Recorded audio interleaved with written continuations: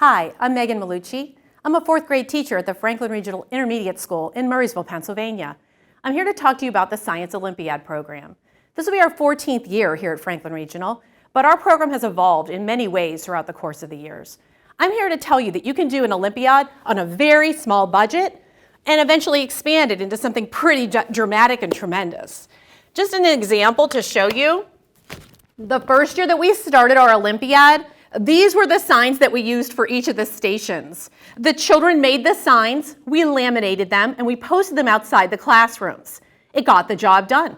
Everybody showed up to the right station at the right time. They weren't fancy, but it was kid-empowered, and we liked that. As time has gone by, though, we've realized that we have a pretty amazing Olympiad. And with that, we've gotten some sponsors and some people that have actually invested in us. And now our signs look more like this. We have banners, we have signs for every station and for every single team. This just shows you how it can evolve over time. But our first year got the job done.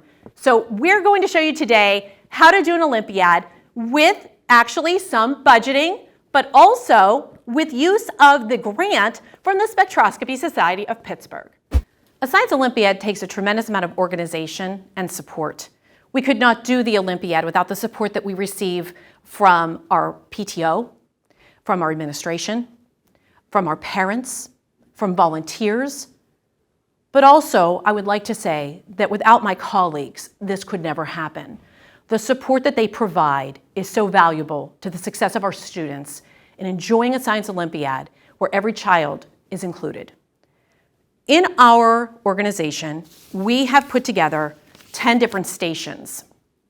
Within those 10 stations, we've hit every strand of science, engineering, math, and even the arts. We design the groups. We structure the students, and our teams work together. We talk about our classes, we talk about students that would work well together, and we make sure that we provide those supports for every student. When we do this, it isn't a child choosing to do a station. We choose that every child will do every station. So just as an example, in our organization, we have a matrix. When our volunteers come in, every volunteer receives a folder. Within that folder, they receive the matrix, which is the schedule for the day.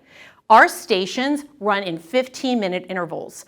And you might think, 15 minutes? How do you get anything done in 15 minutes? Time is of the essence, and our kids know this. Our children are trying to strive for excellence, and in so doing, we give directions at the beginning. Following the directions, they have a good 10 or 11 minutes to work on a station. We leave them wanting more, rather than having end time where there's time for kids to get off task or time that isn't structured. Every minute of their day is structured. 15 minutes, go to the next station. I'll talk about our stations a little bit later, but in our stations, what we do is if all of Team Blue comes to the block party, we divide them up into little mini teams. The reason that we do this is if one of the little mini teams builds the best structure, everybody on Team Blue actually wins, because as long as your structure ends up being the biggest for the day, then you will win the #1 prize for that particular station. So there is something valuable in that team spirit, the camaraderie of the team, the collaboration of the team. They know that as long as somebody on the team builds a big structure, everybody on that team would actually win the prize. So they work together beautifully. And we do a lot of team building activities, and we'll talk about that as well. One of the things that we do award overall first, second, and third place medals, so the team that gets the most points at each of the stations. But also, we have medals for every individual station. So there's 10 individual medals as well. But I'll talk a little bit about our most coveted of all of our awards, the Team Spirit Award. We value that more than any other award. Even if you won all 10 stations, but you didn't win the Team Spirit Award, the Team Spirit Award actually carries more weight. That award is our most expensive medal. And we do get all of our medals from Jones Company, which I have no affiliation with Jones, but they do a wonderful job with selling 100 medals as a group package for a very reasonable price. For us, it has always worked through the years. So that is one of the things that we do. But we do build team spirit. The kids create banners. They also work on team t-shirts, or in the past couple of years, we've advanced to the point where T-shirts are actually designed and we have a logo created for them. Every group has a Science Olympiad pledge that they carry with them, but it's also posted in every single activity room. It talks about the principles of being a collaborative group, of exemplifying team spirit and excellence. This is posted in every single classroom. It's a reminder to our students. We have them take that pledge at the beginning of the Olympiad as a reminder that this is what we're really looking for, and we hope that they will be able to carry throughout the course of the day. And we also have the team building day prior. And again, this is our Team Spirit Award, which if you would feel the weight of that medal versus this medal, it's a huge difference because we value the team spirit more than we value anything else during the course of that day. That's not to say there aren't wonderful things going on in science, in technology, and engineering, and arts and mathematics, but if you don't have that collaboration, you really don't have anything. I have some of these STEM tickets. This is just another way that you can go. Let's say you want to start small. You don't want to have 10 stations. Maybe you want to have 4 stations. One for science, one for technology, one for engineering, one for math. You can number those by team color and have the kids rotate through those stations.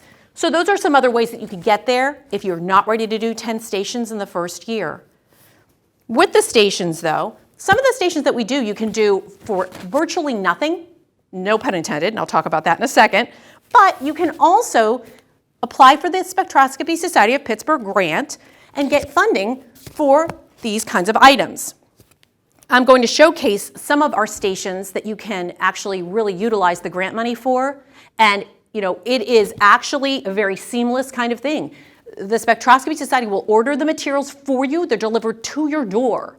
So if you know, hey, we want to do straw tower, I'll tell you what to buy. I want to do the block party, we'll tell you what to buy. And we'll also have our contact information. So if you want to reach out and say, can you tell me again about that particular station, or could you give me a little more input? Be happy to do so. So I'm going to transition now into talking about some of our stations, some of the materials that you can get, and how we really organize our day so that everyone is successful. When applying for the Spectroscopy Society of Pittsburgh grant, I'd like to try to help you with some of the items that are really beneficial and really go a long way. One of the items is the straw and connectors. Straw and connectors really does help with a lot of different engineering type stations. I have an example right here. One of the stations that we do is called the straw tower. In the straw tower, each mini group within the team receives one of these boxes. Within that, they are given the task of creating the tallest tower that they can that must be able to stand when it is measured. So if it topples over, they are disqualified. So as I mentioned previously, if Team Blue comes into a room and we divide Team Blue into 3 or 4 mini teams, each of those mini teams tries to build the tower. We come by and measure that tower at the 15-minute mark. The tallest tower for Team Blue is entered as their score for Team Blue. And then each team throughout the day comes through and we do the same thing. There are a variety of ways that the towers can be built and constructed. We do ask that they build them from the floor. I'm just showing you an example up higher so that you can see it. But we have had towers that have been hundreds of centimeters tall. But again, it's all about foundational structure, construction, engineering practices and principles that help them to be able to build that tower. But it is an exciting event for the students, and they apply their knowledge to be able to try to win that particular station. We also use the straws and connectors at Franklin Regional for our bridge building. And I just posted that one up here. This is just an example of what they can do. They have to build a bridge over a span. The minimum span is 30 centimeters. It can be no shorter than 30 centimeters. But we've had bridges that are hundreds and hundreds of centimeters long. Again, they have to be able to be freestanding. So we usually give them 2 chairs that are separated from each other, and they continue to move the chairs back from each other. It can't dip in the middle. It has to be a bridge that could actually carry something. So that's 2 stations that you could actually complete with the straws and connectors. I would recommend that you think about how many students do you have, divide that up by the number of students that will come into every station, and then order the number of boxes that you need. This is definitely one of our vendors, so you can actually get this, but if you have questions about that, you can let me know. Just one little tip. When we're doing any activities that deal with the straws and connectors, when you get them and you open up the box, it is filled with literally 705 straws and connectors, the connectors do need to be taken apart the first time around. So if you have volunteers that would be willing to come in and kind of snip apart those connectors, and then what we do is we place them into plastic containers, just Ziploc containers, so that when a student group comes in, they have this already done for them, and then they can get right to the task at hand. So with those straws and connectors, that's 2 stations that you can complete. Another really wonderful engineering station is our block party station. Now this is an original station. This is a station that I created because I had seen these items and I thought, what could we do with these that could have our students working together collaboratively? So what our kids do, what we've done is we've ordered iPod Touches. And with the iPod Touches, the students are given images, but we've also digitalized our Olympiad. And in so doing, I have one of our stations in Google Classroom as the Block Party Science Olympiad. So when they go into the block party, they get 1 set of blocks, the same number of blocks for every team and every little mini team. When they go in, they're given an image.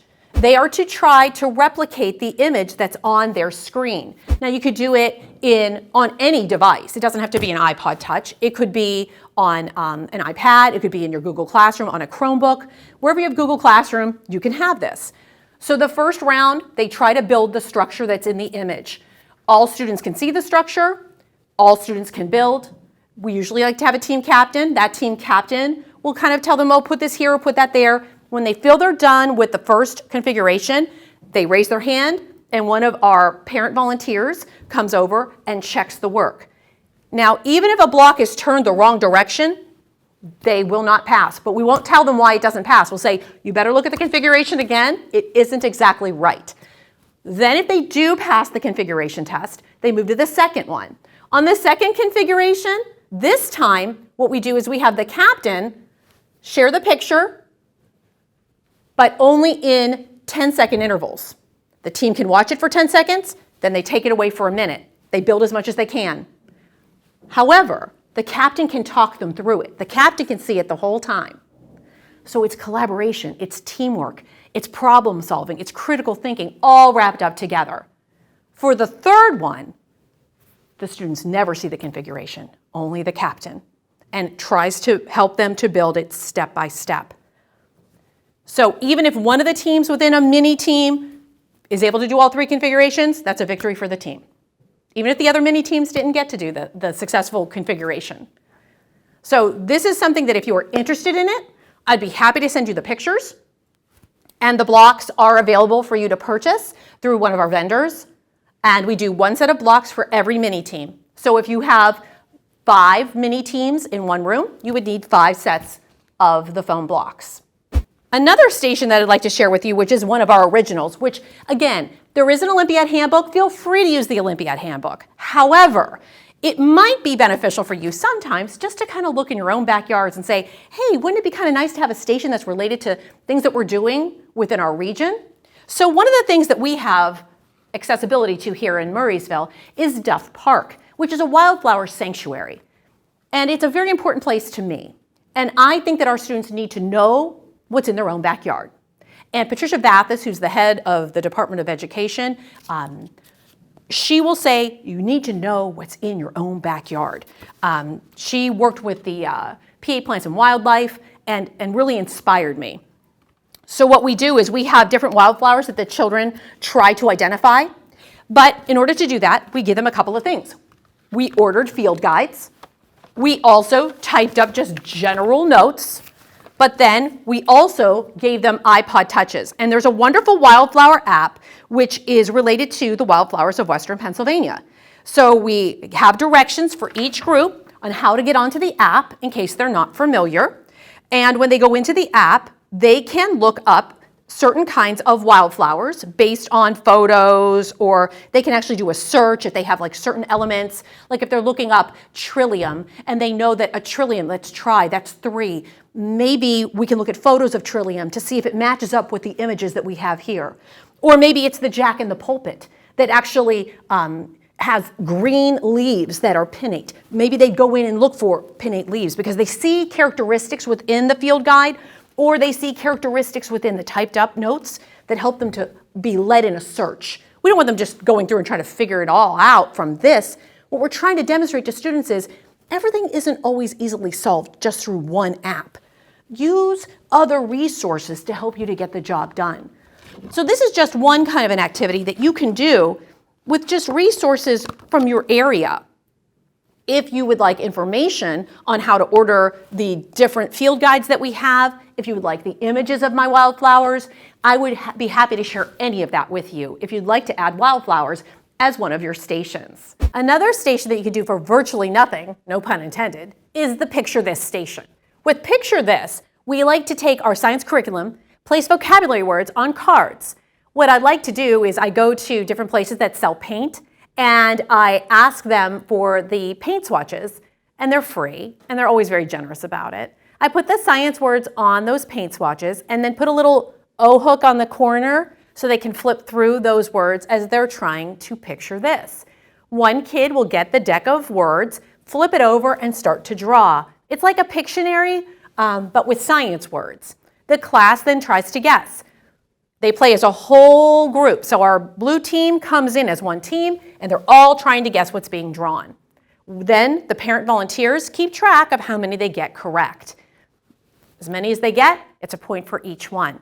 So just as one example, if my first word comes up on my card, and then I go ahead and I draw it, and then the kids are guessing simultaneously what is being drawn.